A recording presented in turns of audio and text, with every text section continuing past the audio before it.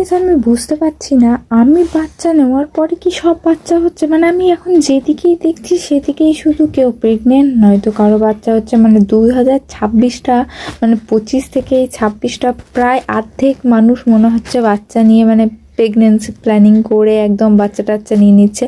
তো চলো আজকে শেয়ার করি তোমাদের সাথে আমার আর একটা নিউ ব্লগ। তো সকাল থেকে উঠে মুখ টুক ধুয়ে নিয়েছি, তারপরে আমি চলে এসেছিলাম নতুন বাড়িতে। আমি একটু চা আর ডাল পুরি খেলাম, তো সেটাই খেয়ে পরে আমি একটু গরম জল চাপালাম, আমি স্নান করব। আর এই এতটুকু জলে আমি স্নান করব না, এটা আমি খাবো একটু ছাদে যেয়ে, রোদে দাঁড়িয়ে দাঁড়িয়ে জলটা খাবো। তার করতে জেঠি একটু কটা বাসন আছে সেগুলো মেজে নেক, তারপর আমি স্নান করব। তো এখানে আমি গরম জল নিয়ে চলে এসেছি ছাদে। আমি জানি না কেন সিজারের পর আমার ভুঁড়িটা দিন দিন বাড়ছে, তাই আমি একটু গরম জল খাচ্ছি যদি কমে যায়।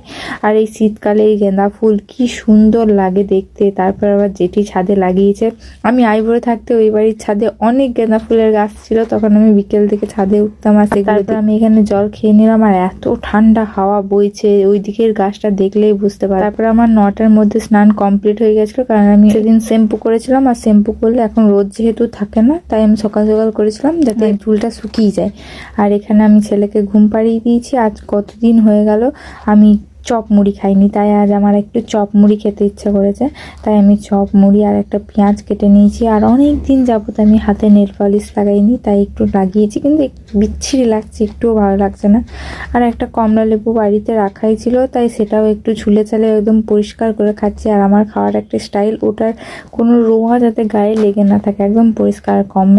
কমলা লেবুটা এত মিষ্টি ছিল, আর ওতে বসে বসে আরও স্বাদ হয়ে গেছে। তারপরে এসেছিল মো, তো ও আমার একদম পুচকে বেলার বন্ধু, মানে ক্লাস 1 থেকে আমরা ফ্রেন্ড। আজ আমার বিয়ে হয়ে গেছে, বাচ্চা হয়ে গেছে, তাও আমরা এখনো ফ্রেন্ড বলতে পারো, অনেক পুরনো। তারপরে আমার জেঠু এলেছিল আপেল কুল, এটাকে আপেল কুলই বলে, নগরি কুল বলে। আমি সেটাই খাচ্ছিলাম, বেশি খাইনি, একটাই খেয়েছি। 4টা হাতে নিয়ে বসেছিলাম আর মাকে দেখিয়ে দেখিয়ে খাচ্ছিলাম, তারপর 3টা আমি মাকেই দিয়ে দিই।